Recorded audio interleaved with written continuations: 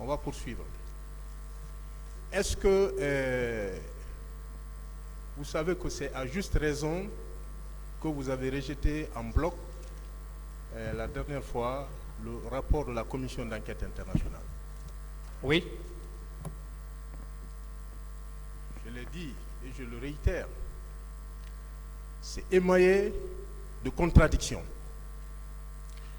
Et la même page, la page 50,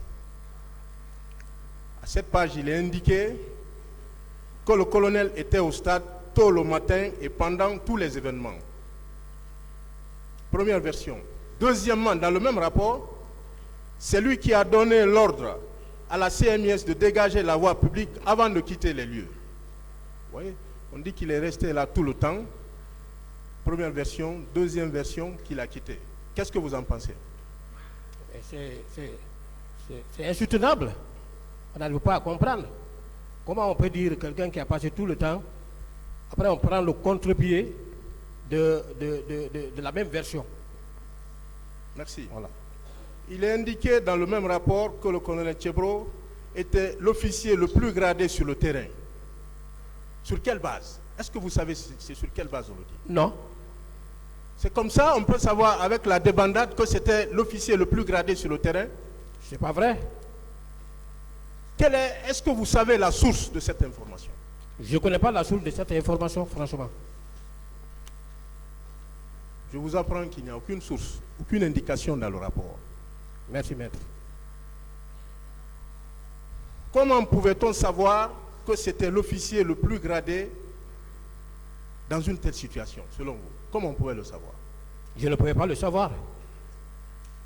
J'avais déjà quitté, je n'étais pas là lorsque les non, j'ai dit comment on peut, ceux qui ont fait le rapport, comment on pouvait le savoir sur le champ là-bas si on n'a pas d'autres informations ailleurs? Il devrait, en réalité, s'il y avait d'autres informations, il devrait passer au découpage pour mieux faire asseoir leurs convictions. Mais eux-mêmes qui ont établi le rapport, est-ce qu'ils étaient là-bas pour faire des constatations? Sur aucune base. Donc vous n'estimez pas que ces allégations relèvent de l'imagination très fertile des rédacteurs de ce rapport? Bien sûr, je l'ai toujours dit ici. Il ressort du même rapport que le commandant Tchebro est présumé responsable du meurtre de 2 manifestants par ses gendarmes sur la terrasse du stade pendant la matinée. Est-ce que vous avez été témoin, parce que vous étiez là avec lui, il vous a laissé, il est parti. Est-ce que vous avez été témoin de ces meurtres? Non. Vous confirmez qu'il y avait en tout 3 pick-up de services spéciaux. Vous le confirmez? Je le confirme. Voilà. Une équipe était dirigée par M. Farimba Kamara, qui était commandant à l'époque.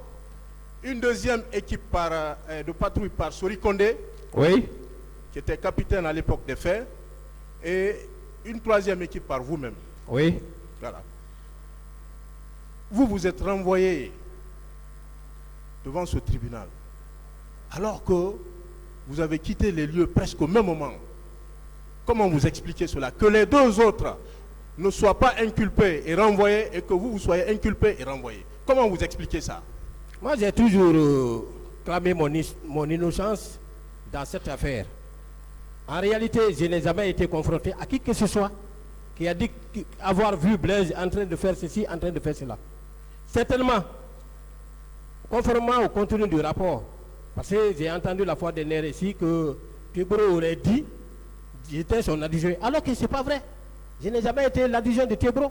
J'ai dit que c'est Laï, commissaire Laï qui était son adjoint. Donc, à partir du moment où certainement ils ont entendu mon nom dans ce rapport-là, puisque le rapport émane des étrangers certainement, donc ils ont tenu compte de ça pour dire que non, il faut le renvoyer. Sinon, en réalité, en toute sincérité, en toute franchise, je ne devrais pas être ici. J'ai dit la fois dernière, quand le juge d'instruction m'a entendu, il m'a laissé. Même placé sous contrôle judiciaire, non. Non. Donc, j'ai quitté, je suis allé ailleurs, j'ai fait mes formations ailleurs, sans être inquiété. Je suis revenu sans être inquiété. Je poursuis. Vous voulez dire au tribunal que vous avez été renvoyé tout simplement parce que le rapport de la commission d'enquête internationale vise un certain Blaise qui serait l'adjoint de colonel Tchebro, tout simplement? Bien sûr. C'est tout ce que je peux dire aujourd'hui, à la lumière de la lecture de ce rapport-là. C'est tout ce que je peux dire aujourd'hui. La fois dernière, j'ai dit, est-ce qu'il y a des preuves qui attestent que j'ai tué, j'ai violé, j'ai volé, j'ai perpétré des coups ayant entraîné des blessures?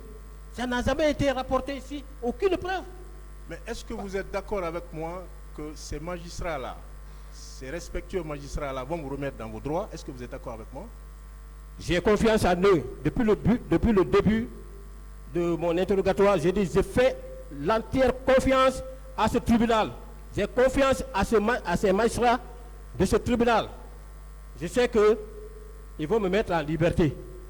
Parce que j'ai dit depuis le premier jour que vous-même et Maître Pada qui était là m'avez dit que le tribunal qui est là, le juge qui est là, vous les avez côtoyés. Vous connaissez leurs compétences. Vous avez confiance en eux. Moi aussi, j'ai confiance en eux. Je vous remercie.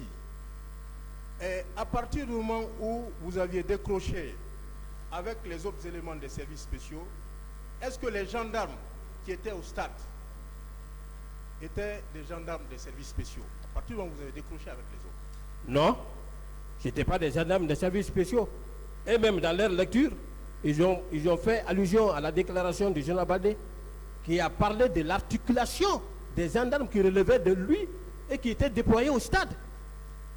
Donc ces gendarmes-là ne relevaient pas de notre service.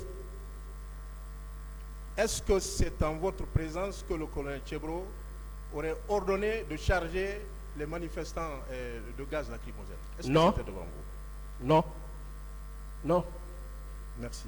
Je me demande même pour quelle raison il va demander de charger avec les gaz lacrymogènes, dans la mesure où l'emploi des gaz lacrymogènes ne relevait pas de lui.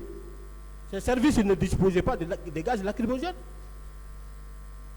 En tout cas, à ma présence, non. À présent, comme il n'y a aucun élément contre vous, c'est mon point de vue, on vous accuse de ne pas avoir informé votre hiérarchie. Est-ce que les chefs militaires, ceux de la gendarmerie et de la police, n'étaient pas informés à la minute près ce qui se passait au stade du 28 septembre par Talki? Bien. C'est qu'au fur et à mesure qu'on évolue, il y a certains qui oublient. Au-delà de la police, au-delà de la gendarmerie, des chefs de la gendarmerie, des chefs de la police, mais l'armée même, l'armée était informée. Colonel Diaby vous a dit ici, c'est le chef d'état-major général des armées qui l'aurait appelé pendant qu'il était déjà à Koya pour lui dire de venir prendre les dispositions, envoyer des ambulances là-bas. Mais comment ces chefs-là ont été informés? J'ai dit que tout le monde était connecté au Talki. Ce n'est pas seulement le seul événement. Hein. Quand il y a manifestation à Conakry, les Talki sont connectés. À la minute près, les chefs sont informés. Qui a alors agi directement parmi ces hauts gradés-là? Qui a agi? Non, j'ai pas vu ni le chef d'état-major général des armées, ni les autres chefs qui ont été cités ici. Personne n'a agi. Personne n'a agi. Je poursuis. Est-ce que vous saviez que c'est par Talki que le colonel Tchebro a appris que les bérets rouges ont investi le stade du 28 septembre? Vous le saviez? Oui, lui-même, il a dit, c'est par Talki qu'il a été informé. Et quand il a entendu ça, il est venu aussitôt. Il a déclaré ça ici. C'est par Talki. Et moi, je suis allé, j'ai rendu compte à mon chef hiérarchique. Tout le monde était informé.